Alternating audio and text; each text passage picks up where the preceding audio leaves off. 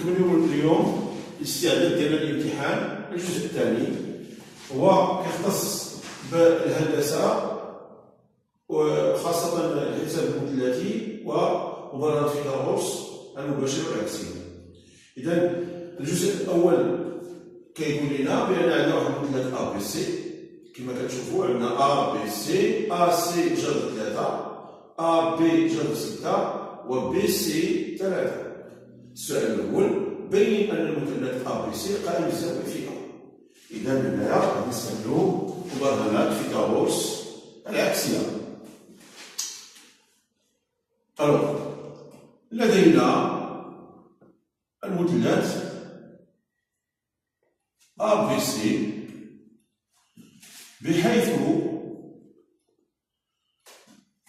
ا بي يساوي جذر 6، ا سي يساوي جذر 3 و بي سي يساوي 3. و ا بي أس 2 يساوي جذر 6 أس 2 إذا 6. ا سي أس 2 يساوي جذر 3 أس 2 يساوي 3. و بي سي أس 2 يساوي 3 أس 2 يساوي 9. نلاحظ أن 6 زائد 3 يساوي 9. ا بي أس 2 زائد ا سي أس 2 يساوي بي أس 2. إذا وحسب مبرهنات فيثاغورس العكسية فإن المثلث ا بي سي قائم الزاوية في ا. علاش ا؟ لأن هو الحرف اللي كيتعاودنا هنا ا بي أس 2 زائد ا سي أس 2 يساوي بي سي أس 2. إذا بي سي هو الوتر و ا هو الزاوية القائمة. هذا بالنسبة للسؤال الأول. ندوزو للسؤال الثاني.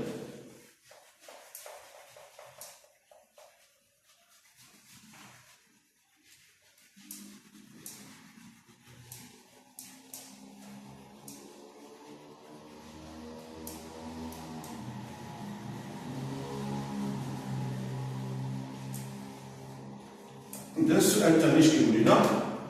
قال لك احسب النسب المثلثيه للزاويه ا بي سي. الزاويه ا بي سي هي هذه. النسب المثلثيه ديالها اولا نشوف الكوسينوس. كوسينوس ا بي سي يساوي دائما الضلع المحاذي على الوتر. الوتر هو الضلع المقابل للزاويه القائمه. الزاويه القائمه هي هذه ا. اذا بي سي هو الوتر، الضلع المحاذي هو ا بي. اذا ا بي على بي سي الذي يساوي جذر 6 على 3. سينوس ا بي سي يساوي الضلع المقابل على الوتر جذر 3 سينوس مقابل على الوتر يعني ا سي على بي سي يساوي جذر 3 على 3. طونجونت ا بي سي يساوي سينوس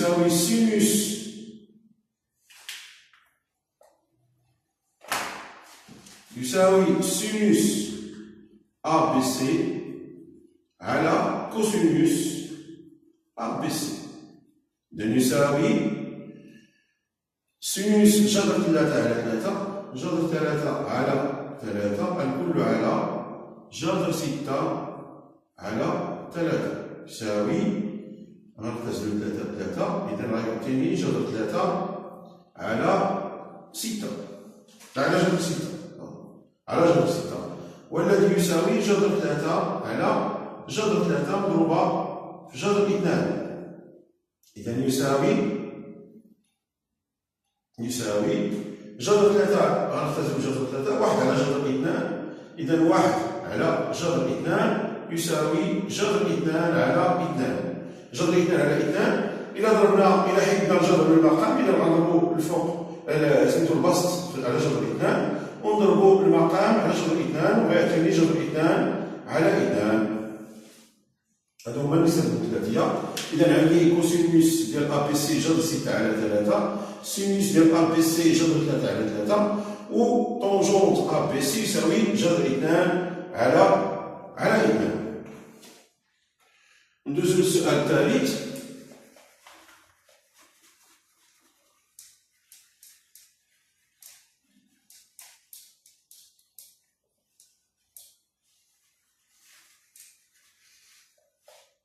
السؤال الثالث كيقول لنا لتكون اش المسقط العمودي للزاويه ا بي سي. لتكون اش المسقط العمودي للنقطه لتكون اش المسقط العمودي للنقطه على ا بي سي على بي سي. مسقط العمودي للنقطه على بي سي بين بحيث اش يساوي جذر 2. دير نكتبو هنا اش جذر 2، غنكتبو جذر 2 هنا، واحسب بي اش. الوغ بي اش عندي بزاف ديال الطرق باش نحسبها. نحسبها بمبرهنات فيثاغورس المباشره، اولا نحسبها بالنسبه المثلثيه اللي هي عندي الوتر قلنا الزاويه قائمه هنايا، اذا عندي المثلث ا بي اش قائم الزاويه في اش. اذا الوتر هو ا بي لأنه مقابل للزاوية القائمة. الوتر هو ا بي. إذا إلا بغيت نقول كوسينوس مثلا، الكوسينوس يعطيني، لأن الكوسينوس هو اللي يعطيني الضلع المحاذي. ألوغ الكوسينوس هي بي اش على ا بي، أو نحسبها بالطونجونت المقابل على المحاذي. إذا نحسبها باش ما بغيت بالكوسينوس أو لا بالطونجونت أو لا مبرهنات فيثاغورس المباشرة اللي كتقول لي بي اش اس 2 زائد ا اش اس 2 يساوي ا بي اس 2. حنا غنحسبوها بالكوسينوس، ولا حسبوها بأي طريقة تلقاو نفس النتيجة. إذا علاش؟ لأن عندي الزاوية بي هي نفسها ا بي سي أو لا ا بي اش، الزاوية قياس الزاوية لا يتغير، إذا الكوسينوس ديالها لا يتغير. وبالتالي اش غنقولو؟ لدينا كوسينوس ا بي سي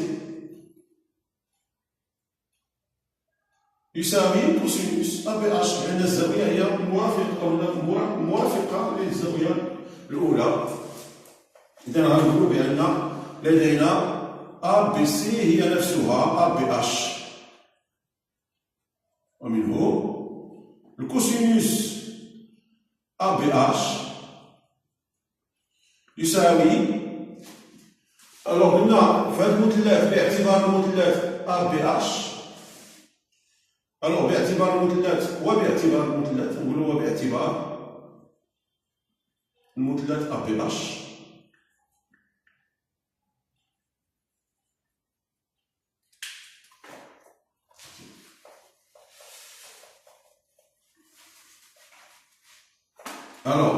غنقولوا لدينا ا بي سي هي موافقة، الزاوية ا بي سي هي نفسها ا بي اش، وباعتبار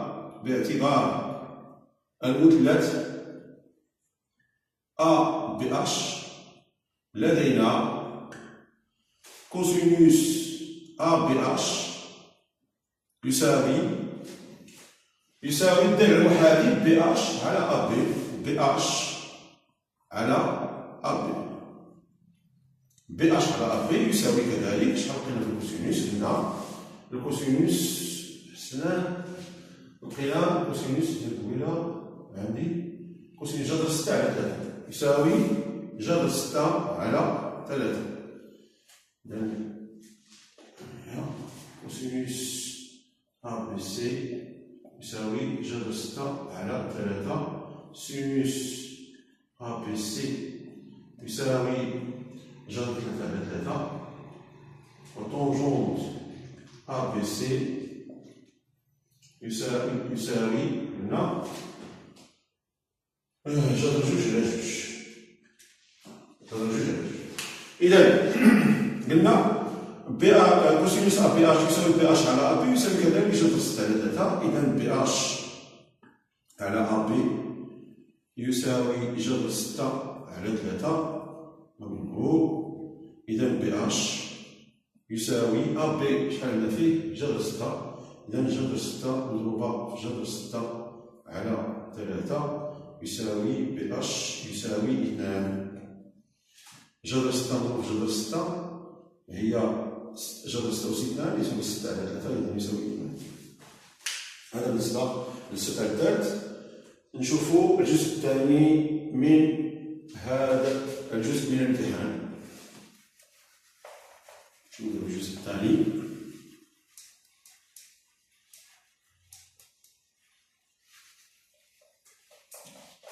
الجزء الثاني كيقول لنا احسب كوسينوس 50 درجة زائد كوسينوس أس 2 62 درجة ناقص سينوس 40 درجة زائد كوسينوس أس 2 28 درجة. ألوغ غادي نكتبوها ونحسبوها. إذا كوسينوس 50 درجة زائد كوسينوس أس 2 62 درجة زائد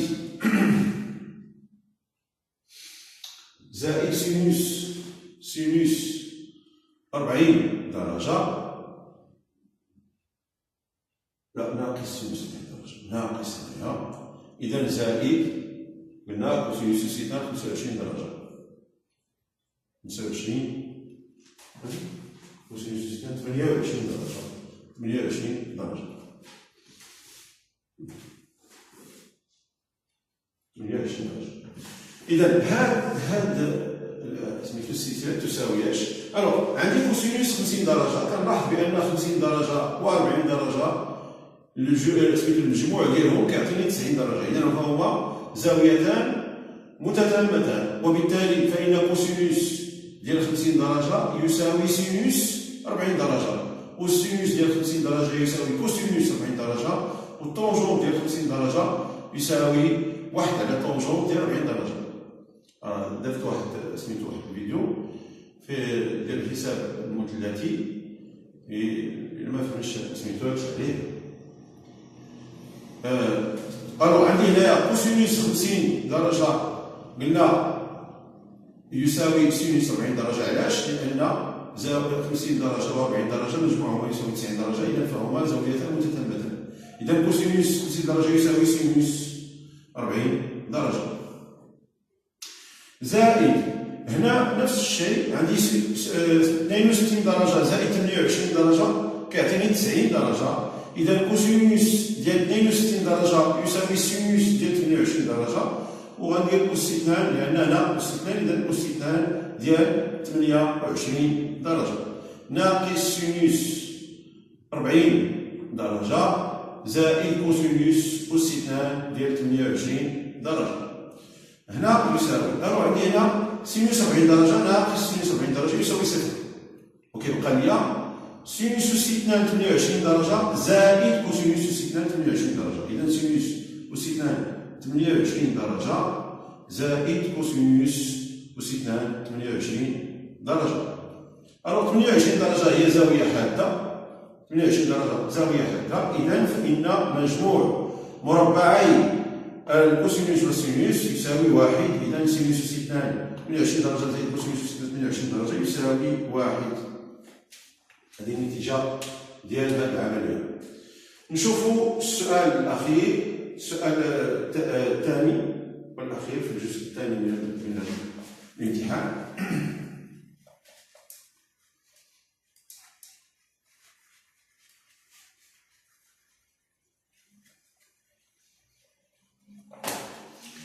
الجزء الثاني قال لنا احسب كوسينوس ألفا وطونجونس ألفا إذا كان سينوس ألفا يساوي جذر 5 على 3 وألفا هنا زاوية حادة. إذا قال لنا احسب كوسينوس ألفا وطونجونس ألفا إذا كان سينوس ألفا يساوي جذر 5 على 3. إذا غنستعملوا دائما هذيك القاعدة الأم ديال جميع القواعد ديال الحساب المثلثي تقريبا اللي هي ألفا زاوية حادة، يعني كوسينوس أس اثنان ألفا زائد سينوس أس اثنان ألفا يساوي 1. إذا هنا دابا عندي السينوس وبغيت الكوسينوس، إذا غنقول كوسينوس أس اثنان ألفا يساوي 1 ناقص سينوس أس اثنان ألفا، يعني كوسينوس أس اثنان ألفا كوسينوس ألفا يساوي جذر ديال 1 ناقص سينوس أس اثنان ألفا، يعني كوسينوس ألفا يساوي جذر ديال 1 ناقص 5 على 3 الكل أس 2 جذر 5 على 3 الكل أس 2. إذا كوسينوس ألفا يساوي جذر ديال 1 ناقص 5 على 9. إذا كوسينوس ألفا يساوي جذر ديال 9 ناقص 5 على 9. إذا كوسينوس ألفا يساوي جذر ديال 4 على 9 يساوي 2 على 3. كوسينوس ألفا يساوي 2 على 3.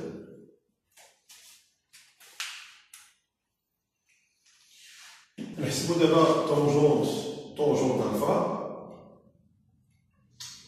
إذا لدينا طونجونت ألفا يساوي سينوس ألفا على كوسينوس ألفا يساوي سينوس ألفا جذر 5 على 3 جذر 5 على 3 على كوسينوس ألفا اللي استخدمه إلى هو جذر 2 على 3.